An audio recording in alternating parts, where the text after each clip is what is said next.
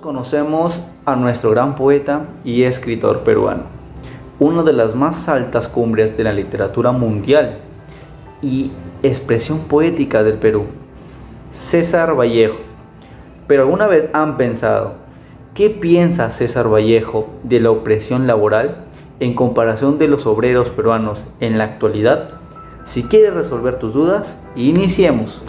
Santiago de Chuco, un pueblo ubicado en la Serranía de la Libertad, fue hogar del más profundo y trascendental poeta peruano César Abraham Vallejo Mendoza, nacido un 16 de marzo de 1892 en esta hermosa ciudad. Su madre, doña María de los Santos Mendoza Gurronero, fue una mujer que se dedicaba a las tareas del hogar y a la crianza de sus hijos. Su padre, don Francisco de Paula Vallejo Benítez, un hombre al cual se le reconocía por ser capaz de resolver diversos conflictos que se ocasionaban entre sus pobladores. Este matrimonio tuvo 12 hijos, siendo César Vallejo el último. Un dato interesante que podemos apreciar es que Vallejo, siendo el menor de los hermanos, los clasifica por grupos, siendo estos los 4 viejos, los 4 mayores y los 4 menores. Vallejo comienza su educación en su tierra natal, Santiago de Chuco, en el centro escolar número 127. Luego iría a Huamachuco para continuar con sus estudios secundarios en el Colegio San Nicolás en 1909. En Trujillo inicia sus estudios universitarios interesándose por la Facultad de Filosofía y Letras. Se matriculó en la Universidad Nacional de Trujillo, pero por problemas económicos tuvo que abandonar sus estudios. En 1913 nuevamente retoma sus labores universitarias.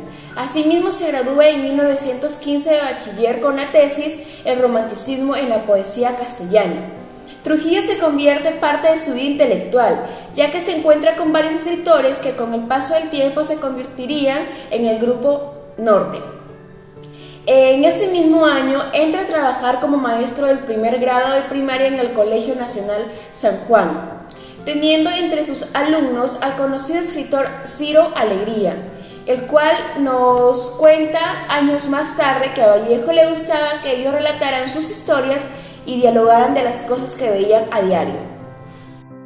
En el artículo Vallejo, el Tuxteno, 89 años, publicado en el periódico La República el 3 de marzo del 2020, manifiesta el punto de vista de 2 estudiantes de literatura sobre esta famosa novela de César Vallejo. La obra refleja la ideología de la época y cómo el malestar de los explotados puede ser agrupado con miras a una emancipación real. Después de 89 años de su publicación, esta novela se puede ver reflejada en la actualidad. Si hasta hace algunas décadas las brechas sociales y raciales eran muy notorias, la manera en que hoy se manifiestan las diferencias de clases son más disimuladas, pero no significa que debamos ceder en el proyecto de emancipación pendiente. Esta novela fue escrita con el propósito de ser instrumento de agitación antes que una obra de arte en un sentido estricto. Vallejo, además, nunca pretendió que fuera otra cosa.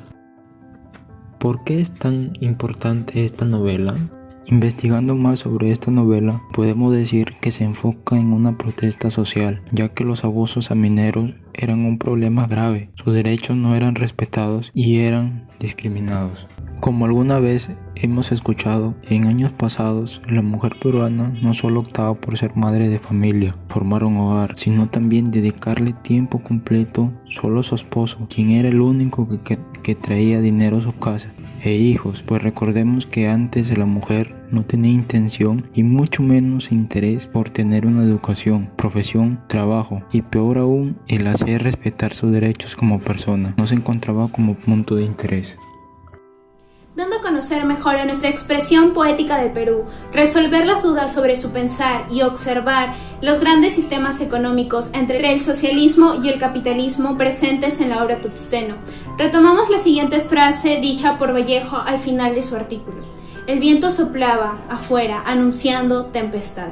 La novela concluye con la reflexión de las sonoras y yanaconas en relación a su aislamiento y falta de protección, a su carácter de pared social y económico, el atropello de sus derechos tanto humanos como institucionales.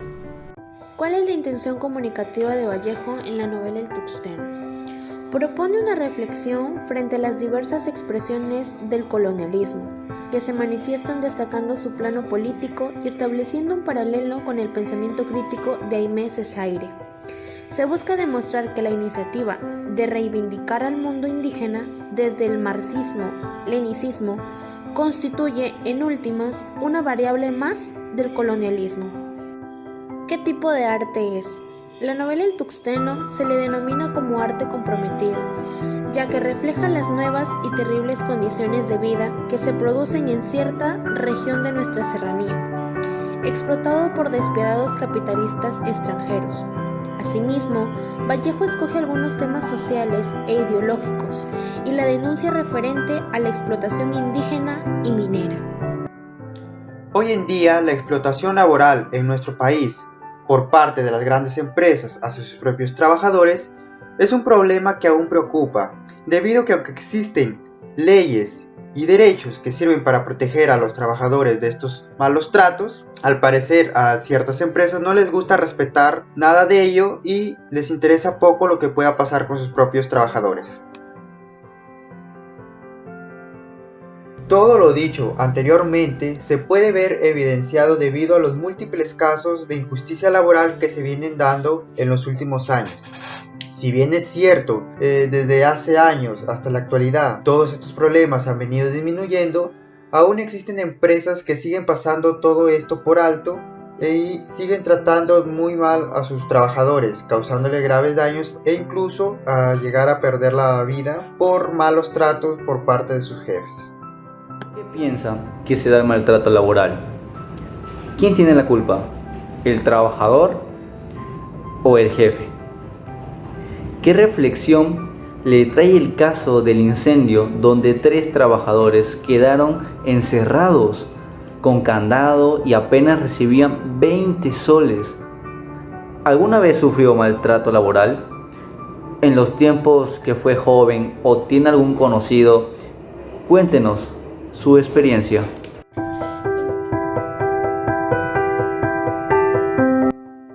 Bueno, el día de hoy la persona entrevistada es María Pelagia Romeche de Arrunate. y la persona que va a realizar la entrevista es Jade María Céspedes Arrunate. A continuación con las preguntas, ¿qué es lo que entiende usted por explotación laboral? La explotación laboral viene a ser cuando una empresa, a pesar de los sueldos tan bajos que paga, explotan al recurso humano, los hacen trabajar más de la cuenta. ¿Qué pueden hacer las empresas para prevenirlo? Tomar acuerdos con el resto de su directiva empresarial para poder llegar a un acuerdo y no maltratar ni psicológica, ni moral, ni físicamente a su personal humano, o pedir a su recurso humano. ¿Y está bien que una empresa retenga los pasaportes de los trabajadores migrantes que trabajen en su fábrica? No creo posible que ellos en cualquier momento pueden tomar la decisión de viajar y no es justo, ¿no? Porque ellos deben de tener sus documentos en la mano. Bien, gracias. Esto sería todo. Bueno, en esta oportunidad la persona que va a realizar la entrevista es Jade María Céspedes Arrunategui y la persona que va a hacer la entrevistada es Estrellita Mercedes Bayona Crevalú. Ahora vamos a comenzar con las preguntas. ¿Qué debería hacer nuestro proveedor si la autoridad de inmigración retiene los pasaportes de los trabajadores migrantes durante periodos prolongados? La retención de los documentos de identidad de los trabajadores migrantes no constituyen en sí misma trabajos forzosos. No obstante, privar a los trabajadores de sus pasaportes o documentos de identidad limita su libertad de movimiento, por lo que aumenta el riesgo de que sean víctimas de trabajo forzoso. Como consecuencia, la confiscación de los pasaportes o de otros documentos de identidad de los trabajadores migrantes se considera una práctica abusiva, ya sea llevada a cabo por un empleador, una agencia de contratación o el gobierno. Tal vez considere oportuno alentar a su proveedor a que solicite en nombre de sus trabajadores que se restituyan los pasaportes. Si el gobierno se niega a dar curso a la solicitud, el proveedor podía recurrir a las organizaciones nacionales de empleadores y de trabajadores para que expresen su preocupación con respecto al gobierno. ¿Usted cree que constituye trabajo forzoso a la obligación de trabajar horas extras? La imposición de trabajar horas extraordinarias no constituye trabajo forzoso, siempre y cuando no excedan los límites permitidos por la legislación nacional o los convenios colectivos. Si se sobrepasan esos límites, es conveniente examinar las circunstancias en que existe un vínculo entre la obligación de hacer horas extraordinarias y la protección contra el trabajo forzoso. Si bien, en teoría, los trabajadores pueden negarse a trabajar más horas de las previstas en el horario normal debido a su vulnerabilidad. No tienen otra opción y están obligados a hacerlo para percibir el salario mínimo o mantener su empleo o por ambas razones. Si el reglamento de una fábrica contiene una política sobre las horas extraordinarias obligatorias, ¿en qué circunstancias esto se consideraría o no trabajo forzoso? Las políticas de horas extraordinarias de una empresa debería cumplir la legislación nacional y los convenios colectivos aplicables. La obligación de trabajar horas extraordinarias no se considera trabajo forzoso si está dentro de los límites permitidos por la legislación nacional. El trabajo forzoso tiene lugar si las horas extraordinarias exceden los límites semanales o mensuales permitidos por la legislación y se imponen al trabajo amenazándole con cualquier tipo de sanción independientemente de los motivos de tales horas extraordinarias. Para finalizar, ¿cuál es la definición de la OIT de explotación y qué puntos de referencia existen?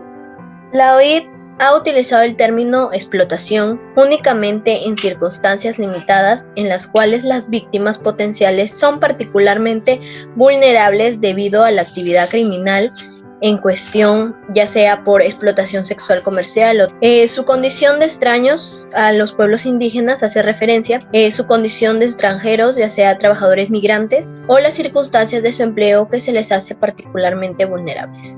En el contexto de un instrumento internacional sobre la trata de personas, las Naciones Unidas han definido la explotación del siguiente modo.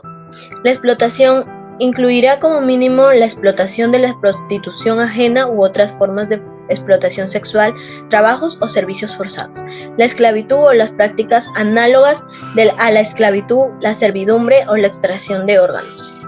Muy bien, muchas gracias. Esto sería todo por hoy.